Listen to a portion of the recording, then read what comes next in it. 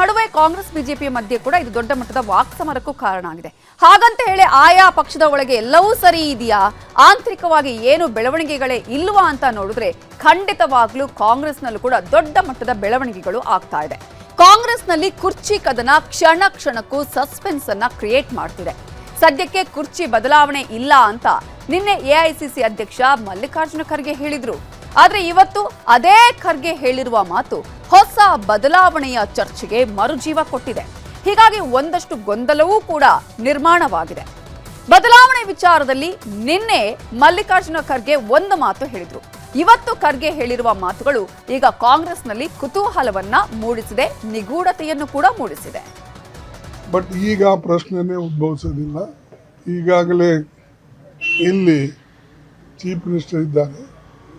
ಬದಲಾವಣೆ ಆಗತಕ್ಕಂಥ ಮಾರ್ಗದಲ್ಲಿ ಏನಾರ ಸೋನಿಯಾ ಗಾಂಧಿಯವರು, ರಾಹುಲ್ ಗಾಂಧಿಯವರು ಅಥವಾ ನಾವು ಸೇರಿ ನಿರ್ಣಯ ತೆಗೆದುಕೊಳ್ಬೇಕು ಅಂದರೆ ಅದು ಸ್ವಲ್ಪ ಸಮಯ ಹಿಡಿತದೆ. ಅದು ನೋಡೋಣ.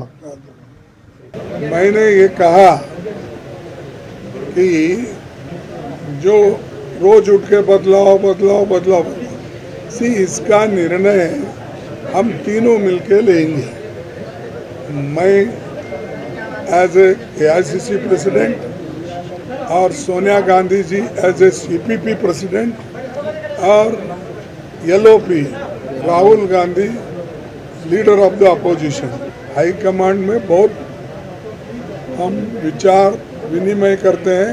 दूसरे सीनियर लीडर से भी हम विचार विनिमय करते हैं. इसका क्या परिणाम होता है, क्या नहीं होता, इसको देखकर हम कदम उठाते हैं. इसीलिए हम तीनों मिलके जब एक डेट फिक्स करेंगे वो निर्णय लेंगे. लेकिन अब जब अभी डेट फिक्स नहीं हुआ तो मैं कैसा बोलूं कि वो बदल हो रहा नहीं बदल हो रहा.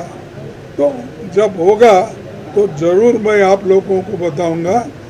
जो भी हम कहेंगे वो करके दिखाएंगे. जो निर्णय होगा वो निर्णय राज्य के हित में हम करने जाएंगे और सबको सपोर्ट करना पड़ेगा. जो भी निर्णय हाईकमांड लेंगे. ಮಲ್ಲಿಕಾರ್ಜುನ ಖರ್ಗೆ ಅವರು ಇವತ್ತು ಮಾತನಾಡಿರುವಂತಹ ಪ್ರತಿ ಒಂದು ಸೆಂಟೆನ್ಸ್ ಅನ್ನು ನಾವು ಗಮನಿಸ್ತಾ ಹೋದ್ರೆ ಸಾಕಷ್ಟು ಅರ್ಥಗಳು ಕಾಣಿಸುತ್ತೆ. ಬದಲಾವಣೆ ಆಗೋದೇ ಇಲ್ಲ ಅಂತ ಹೇಳಿಲ್ಲ, ಅದನ್ನ ತಿರಸ್ಕಾರ ಮಾಡಿನೂ ಇಲ್ಲ. ಡೇಟ್ ಫಿಕ್ಸ್ ಆಗಿಲ್ಲ ಅಂತ ಹೇಳಿದರೆ ಡೇಟ್ ಫಿಕ್ಸ್ ಆಗತ್ತೆ, ಅದಕ್ಕೆ ಎಲ್ಲರೂ ಸಪೋರ್ಟ್ ಮಾಡಬೇಕು ಅನ್ನುವ ವಿಚಾರವನ್ನ ಹೇಳೋದ್ರ ಮೂಲಕ ಸಾಕಷ್ಟು ವಿಚಾರಗಳನ್ನ ಕೂಡ ಇವತ್ತು ಅವರು ಮಾತನಾಡಿದ್ದಾರೆ. ಅದೇ ರೀತಿಯಾಗಿ ಸಿಎಂ ಆಗುವ ಆಸೆಯಿಂದ ಪದೇ ಪದೇ ದೆಹಲಿಗೆ ತೆರಳಿ ಹೈಕಮಾಂಡ್ ಭೇಟಿ ಮಾಡಿ ಸಭೆ ಮೇಲೆ ಸಭೆ ನಡೆಸ್ತಾ ಇದ್ದ DCM DK ಶಿವಕುಮಾರ್ಗೆ ವರಿಷ್ಠರ ನಿರ್ಧಾರದ ಮೇಲೆ ಕೊಂಚ ಆತಂಕ, ಕೊಂಚ ಭರವಸೆ ಇದ್ದೇ ಇದೆ. ಆಪ್ತರ ಮೂಲಕವೂ ಒಂದಷ್ಟು ಸಂದೇಶ ಕಳುಹಿಸುವ ಪ್ರಯತ್ನ ಮಾಡಿದ್ದಾರೆ. ಹೈಕಮಾಂಡ್ ಏನೇ ಕೊಟ್ಟರು ಪ್ರಸಾದ ಅಂತ ಸ್ವೀಕರಿಸ್ತೀನಿ ಅಂತ ಸ್ವಾಮಿ ನಿಷ್ಠೆ ಪ್ರದರ್ಶಿಸಿದ್ದಾರೆ. ಖರ್ಗೆ ಸಾಹೇಬರು, ರಾಹುಲ್ ಗಾಂಧಿ ಅವರು, ಸೋನಿಯಾ ಗಾಂಧಿ ಅವರು ಏನ್ ಹೇಳಿದ್ರು ಇದು ನಮ್ಮ ಪ್ರಸಾದ ಅಂತ ನಾವು ಸ್ವೀಕಾರ ಮಾಡಿದ್ವಿ. ಏನೇ ಖರ್ಗೆ ಸಾಹೇಬರು, ರಾಹುಲ್ ಗಾಂಧಿ ಅವರು, ಸೋನಿಯಾ ಗಾಂಧಿ ಅವರು ಏನ್ ಹೇಳಿದ್ರು ಇದು ನಮ್ಮ ಪ್ರಸಾದ ಅಂತ ನಾವು ಸ್ವೀಕಾರ ಮಾಡಿದ್ವಿ. ನಿಮಗೆ ಈ ರಾಜಕೀಯ ಬಿಟ್ರೆ ಇನ್ನೇನು ಇಲ್ಲ, ಎಲ್ಲ ಮೂರ್ತ ಇದೆ ಬಿಡ್ರಪ್ಪ, ತಲೆ ಕೆಡಿಸ್ಕೊಬೇಡಿ. ನಾನು ಮೊದ್ಲೇನು ಹೋಯ್ತಾ ಇಲ್ಲಪ್ಪ, ನಾನು 15 ವರ್ಷದಿಂದ ಜೊತೆಲಿ ಹೋಯ್ತಾ ಇರ್ತೀನಿ, ಬರ್ತಾ ಇರ್ತೀನಿ. ಯಾವಾಗಲೂ ನಾನು ಓಡಾಡೋದು ನಿಮಗೂ ಗೊತ್ತು, ನನಗೂ ಗೊತ್ತು. ನಾನೇನು ಹೊಸದಾಗಿ ಏನು ದೆಹಲಿಗೆ ಅಪರೂಪಕ್ಕೆ ಏನೋ ಹೋಗ್ತಾ ಇಲ್ಲ.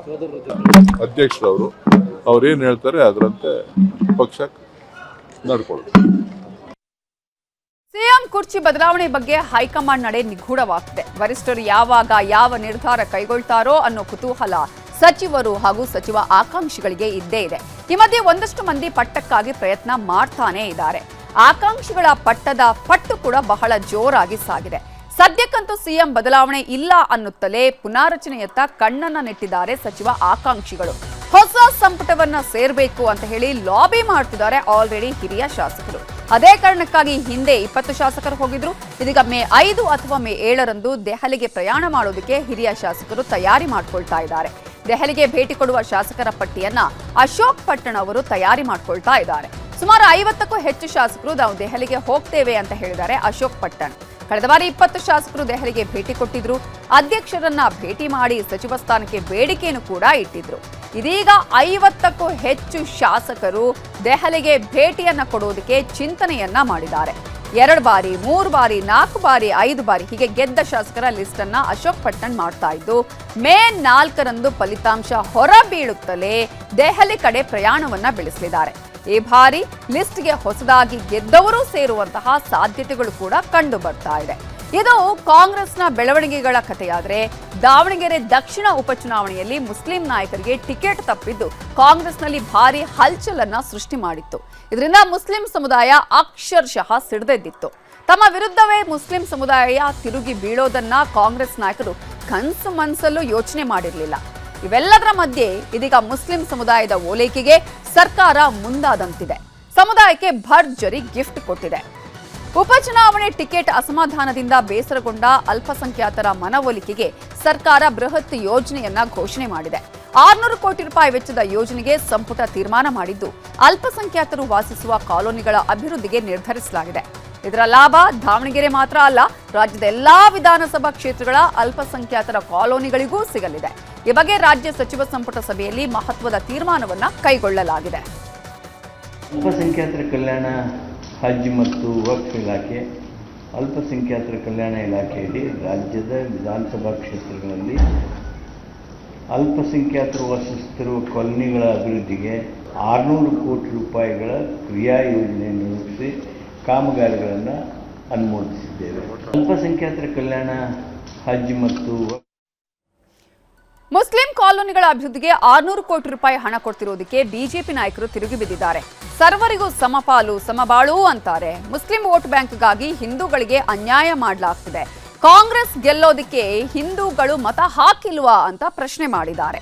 ಸರ್ಕಾರದ ಈ ಅಲ್ಪಸಂಖ್ಯಾತ ಓಲೈಕೆಯ ನೀತಿಯ ವಿರುದ್ಧ ಬಿಜೆಪಿ ಕೆರಳಿ ಕೆಂಡ ಆಗಿದೆ. ಮುಸ್ಲಿಮರ ಓಲೈಕೆಯ ವಿರುದ್ಧ ಕಿಡಿಕಾರಿದ್ದಾರೆ. ಕಾಂಗ್ರೆಸ್ಗೆ ಮುಸ್ಲಿಮರು ಬಿಟ್ಟು ಉಳಿದ ಸಮುದಾಯದವರು ಯಾರೂ ಮತ ಹಾಕಿಲ್ವಾ? ಸಿಎಂ ಸಿದ್ದರಾಮಯ್ಯನವರ ಪ್ರತಿ ನಿರ್ಧಾರವೂ ಹಿಂದೂಗಳ ವಿರುದ್ಧವಾಗಿದೆ. ಇದೇ ರೀತಿ ನಿರ್ಧಾರ ಮಾಡಿದ್ರೆ ಎಸ್ಸಿ, ಎಸ್ಟಿ, ಇತರೆ ಸಮುದಾಯಗಳ ಮೇಲೆ ಇಂತಹ ನಿರ್ಧಾರ ಯಾಕಿಲ್ಲ? ಎಸ್ಸಿ, ಎಸ್ಟಿ ಸಮುದಾಯದ 11,896 ಕೋಟಿ ಗ್ಯಾರಂಟಿ ಯೋಜನೆಗೆ ಬಳಕೆ ಮಾಡಿದ್ದೀರಿ. ಎಸ್ಸಿ, ಎಸ್ಟಿ ಕಲ್ಯಾಣ ನಿಧಿಯ ಹಣವನ್ನೂ ಕಡಿತ ಮಾಡಲಾಗಿದೆ. ಅನುದಾನವನ್ನೂ ತಡೆ ಹಿಡಿಯಲಾಗಿದೆ.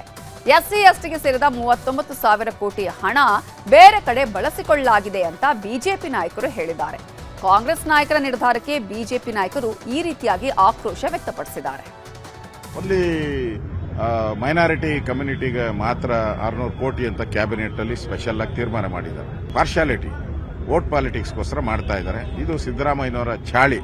ಮುಂದಿನ ದಿನಗಳಲ್ಲಿ ರಾಜ್ಯದಲ್ಲಿರುವಂತಹ ಹಿಂದೂಗಳೆಲ್ಲ ಇದಕ್ಕೆ ತಿರುಗುಬಾಣವನ್ನ ಕೊಡ್ತಾರೆ. ಕಾಂಗ್ರೆಸ್ ಪಕ್ಷಕ್ಕೆ ಹಿಂದೂಗಳು ಯಾರು ಕೂಡ ವೋಟ್ ಕೊಟ್ಟಿಲ್ವಾ? ಹಿಂದೂಗಳಿಗೆ ಅಪಮಾನ ಮಾಡೋ ರೀತಿಯಲ್ಲಿ ಇವತ್ತು ಕಾಂಗ್ರೆಸ್ ಸರ್ಕಾರ ಮಾನ್ಯ ಮುಖ್ಯಮಂತ್ರಿಗಳು ನಡೆದುಕೊಳ್ತಾ ಇರತಕ್ಕಂಥದ್ದು ಇದು ಅಕ್ಷಮ್ಯ ಅಪರಾಧ. ನನಗನ್ನಿಸ್ತದೆ ಕಾಂಗ್ರೆಸ್ ಪಕ್ಷದ ಸರ್ಕಾರದ ಪಾಪದ ಕೂಡ ತುಂಬಿದೆ ಇವತ್ತು. ಇದು ಮತ ಬ್ಯಾಂಕ್ನ ವಿಚಾರದಲ್ಲಿ ಬಿಜೆಪಿಯ ಆಕ್ಷೇಪ ಆದರೆ 5 ರಾಜ್ಯಗಳ ಚುನಾವಣೆ ಮುಗಿದಿದ್ದು ಅಭ್ಯರ್ಥಿಗಳ ಹಣೆ ಬರಹ ಇವಿಎಂನಲ್ಲಿ ಅಡಕವಾಗಿದೆ. ಮೇ 4ರಂದು ಫಲಿತಾಂಶ ಹೊರಬೀಳಲಿದೆ. ಆದರೆ ಚುನಾವಣೆ ಮುಗಿದ ಮೇಲೆ ಪಶ್ಚಿಮ ಬಂಗಾಳ ಮತ್ತು ತಮಿಳುನಾಡಿನ ಕೆಲವು ಕಡೆ ಹಿಂಸಾಚಾರ ಭುಗಿಲೆದ್ದಿದ್ದು ಇವಿಎಂ ಓಪನ್ ಮಾಡಿರೋ ಆರೋಪ ಕೂಡ ಕೇಳಿಬಂದಿದೆ. ಇವೆಲ್ಲದರ ಮಧ್ಯೆ ದಕ್ಷಿಣದ 24 ಪರಗಣದಲ್ಲಿರುವ ಮಗ್ರಹತ್ ಪಶ್ಚಿಮ ವಿಧಾನಸಭಾ ಕ್ಷೇತ್ರದ 11 ಮತಗಟ್ಟೆಗಳು ಮತ್ತು ಡೈಮಂಡ್ ಹಾರ್ಬರ್ ವಿಧಾನಸಭಾ ಕ್ಷೇತ್ರದ 4 ಮತಗಟ್ಟೆಗಳಲ್ಲಿ ನಾಳೆ ಮರು ಮತದಾನಕ್ಕೆ ಚುನಾವಣಾ ಆಯೋಗ ನಿರ್ಧಾರವನ್ನ ಮಾಡಿದೆ.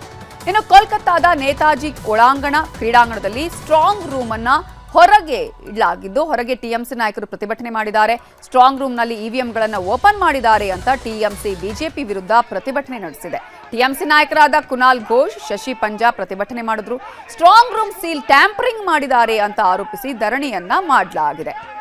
ಇವಿಎಂಗಳನ್ನು ತೆರೆದಿರುವ ವಿಡಿಯೋ ಕೂಡ ಟಿಎಂಸಿ ಈಗ ಬಿಡುಗಡೆ ಮಾಡಿದೆ. ಪ್ರತಿಭಟನಾ ಸ್ಥಳಕ್ಕೆ ಆಗಮಿಸಿದ ಟಿಎಂಸಿ ಮುಖ್ಯಸ್ಥೆ ಮತ್ತು ಸಿಎಂ ಮಮತಾ ಬ್ಯಾನರ್ಜಿ ಬಿಜೆಪಿ ವಿರುದ್ಧ ವಾಗ್ದಾಳಿ ಮಾಡಿದ್ರು. ಈ ವೇಳೆ ಕೆಲಕಾಲ ಸ್ಥಳದಲ್ಲಿ ಬಿಗುವಿನ ವಾತಾವರಣ ನಿರ್ಮಾಣವಾಗಿತ್ತು.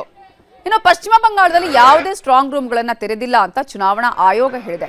ಇದರ ಬಗ್ಗೆ ಮಾಹಿತಿ ಕೊಟ್ಟಿರುವ ಚುನಾವಣಾ ಆಯೋಗ ಟಿಎಂಸಿ ಆರೋಪಗಳಲ್ಲಿ ಯಾವುದೇ ಸತ್ಯ ಇಲ್ಲ ಅಂತ ಹೇಳಿದ್ದಾರೆ.